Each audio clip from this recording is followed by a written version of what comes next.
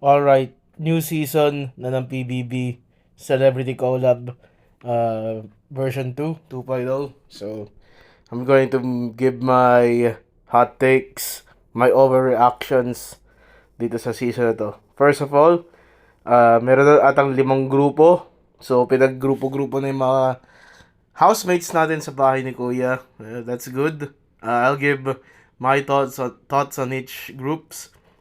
But the problem is, I felt that this season 2 is kind of rush.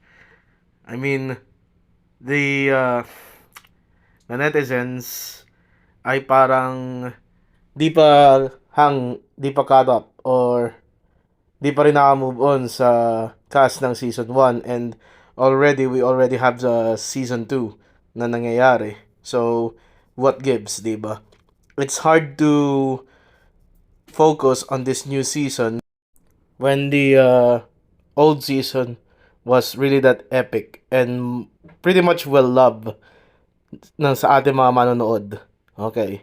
So, iling ko lang sana inabaan nila yung break. Like, premiere the second season summer of 2026. Okay? Yeah, that's just my 2 cents. Okay, overreactions. So the first group is Anton, Joaquin, Sofia, Lela. I'm really hearing lots of noise regarding Sofia. I think she has so many projects sa GMA. Kasi parang napapamiliarize ako sa pangalan niya eh. And more likely, Anton is the only Kapuso leader right now. I'm actually betting on Anton, to be honest. Anton as the guy for this season. It's too early to tell, pero I'm just putting my money where my mouth is, and I'm just going to go for Anton. Lela and Joaquin, I have not been exposed to them yet. Exposed meaning I didn't get much screen time notice with these two. So di ko alam kung sila ay like gonna be relevant for the rest of the season. Okay? Don't take it as a negative, take it as this season is still too early to tell. And when I mean too early to tell, it's been like what? Roughly a week, 2 weeks after the premiere. So there's still time to develop, okay? There's still time. I'm thinking this group, I'm referring to a tier list made posted on Reddit. So let me just see here. Joaquin is like a top tier guy. So I think he has a good vibes with the community of Pinoy Big Brother lately. So that's good. That's a good sign. Sophia is a bit on the neutral side of things, along with another contestant that I'm noticing. Anton is good enough, and yeah, I think I think this is what I say a well balanced group when it comes to internet feedback. Okay, that's just my hot take, my overreaction. Let's go to the next group, shall we? Ngayon, let's go to the next team. So, Fighting Sweethearts, Crystal, Inigo, Marco, and Clifford. Okay. So, what I'm looking is, this team is like a favorite.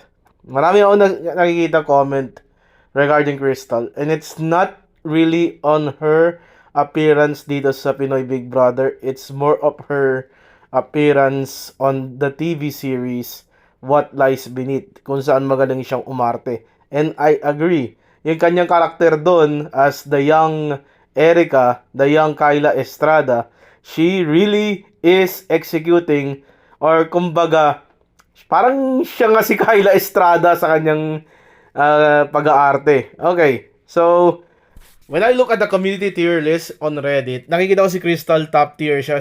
She is on the great tier.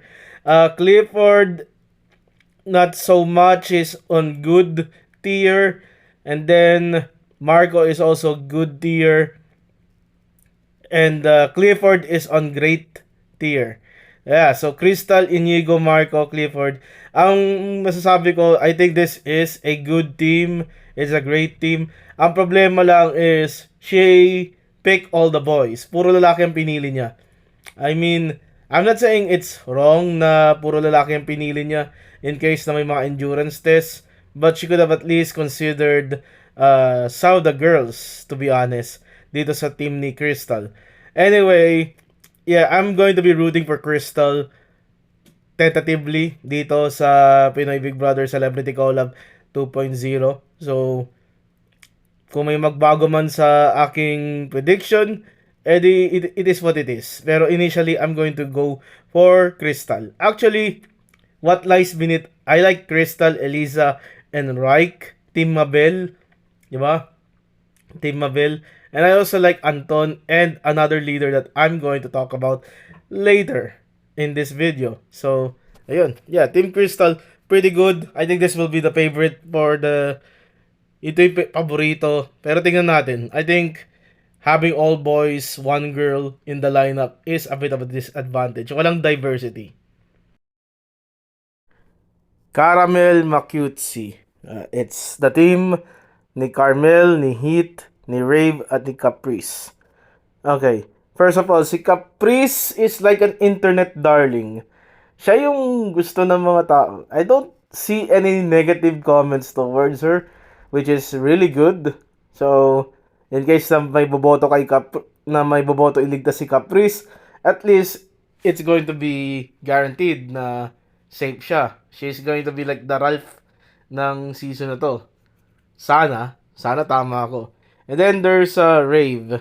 Rave is a dark horse. Wala nang pumapansin sa kanya, but based on the community tier list dito sa Reddit, he is great. And the reason is Task Slayer itong si Rave. So, yun, kung gusto niyo makakita ng ano ba yung Rawi, you can just go for Carmel and Rave at the end. Yeah, si Carmel, siya yung bibo. People don't like her attitude. That's the surprising thing na nakikita ko sa tier list. People don't like her attitude. I think people just tend to be more aligned with the nonchalant. Okay? Ay nila yung medyo bubbly. Pero yun ang na-observe ko eh. Like, tingnan mo, si Klang. Last season. Siya yung nonchalant. Tapos, ang daming sumusuporta. Tapos si Dustin, OA daw. So, maraming may ayaw. And then Heat. Heat is pretty much neutral. He's pretty mid. Okay? But I think this group has a lot of going. So, like, in my rankings, I believe the number 1 will be Crystal. Number 2 will be Carmel. And we'll see 3, 4, and 5 are going to be contested by the next 2 groups that I'm going to be discussing. Okay, next group is Rays of Sunshine.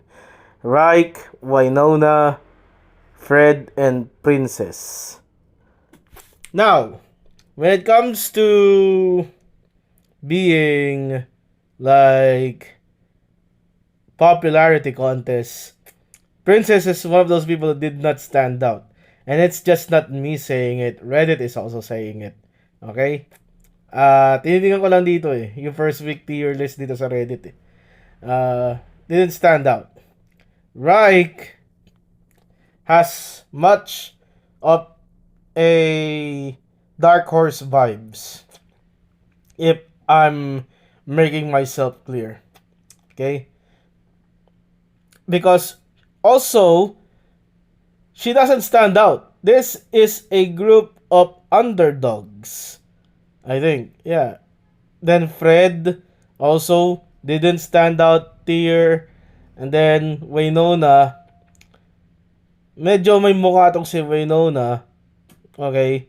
But, again, she doesn't stand out. She is no Crystal, she is no Sophia, she is no Caprice.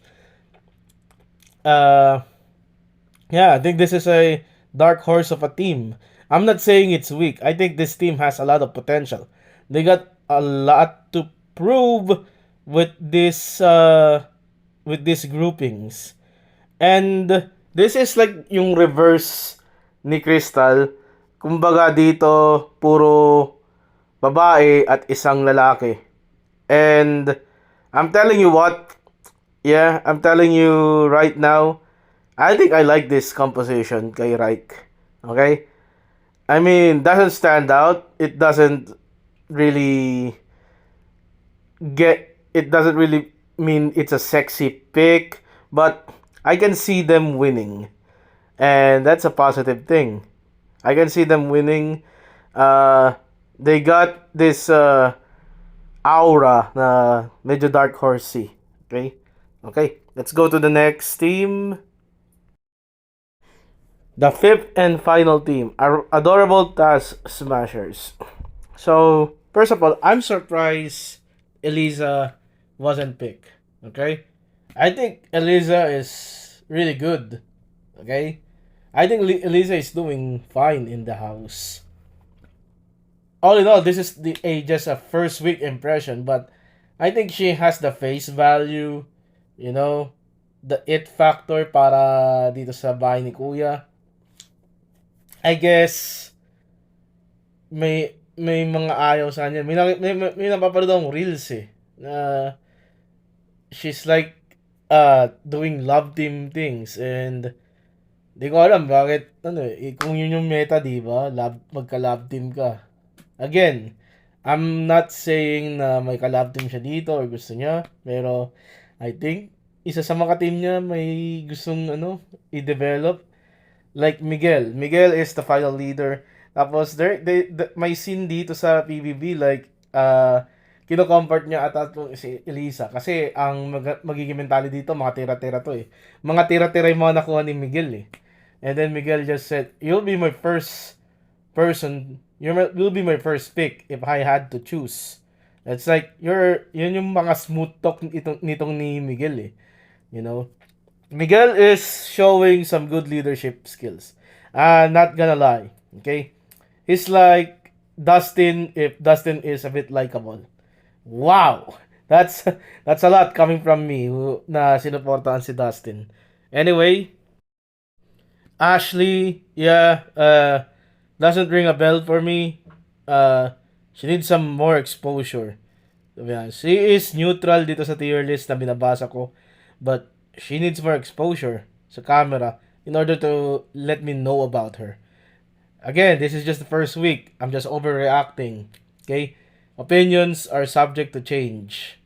So sana na yun may grupo-grupo na at na yun may mga task na gagawin, di ba? Sana mag-shine out yung mga na-deem ng community, na-deem ng tier list na gumawa nito, or na-deem ko, na judge ko na hindi pa nag-stand out masyado. And then Lee is going to be the death of this team. Kasi medyo totoo, nag-overstep siya. Like, there are task leaders, Lee. You don't have to parang assert the authority ng task leaders. Okay? You just don't. May mga rason si Kuya kaya nagbibigay siya ng task leader. Nagtatalaga siya ng task leaders. And I think Lee just got called out by Sophia. Sophia ba or Caprice? I don't know. But he got called out for being this snobby guy. So, we'll see. All in all, week 1 is too early to judge. I am already seeing posts on the message boards na flop daw ang season 2. Kakasimula pa lang, flop kagad. So, wala naman tayo masyado judgmental. Let's give it a chance, you know. Hindi pa naman umiinit eh. Inaano nyo na. Ang problema kasi, kinukompare nyo kagad sa first season eh. 'Di ba sa 1.0 eh. Which is unfair. Kasi maganda naman yung 1.0 talaga. Unfair naman sa sumali. And I do agree on some points na dapat may cooldown. So, dapat summer 2026 talaga ito nagsimula. Okay, rankings. Number 5 is Miguel's team. Number 4, Anton's team. Number 3, Reich's team. Number 2, Carmel's team. And then number 1, Team Crystal. Fighting Sweethearts. Yeah. So my big winner, my big winner bet is Crystal for now.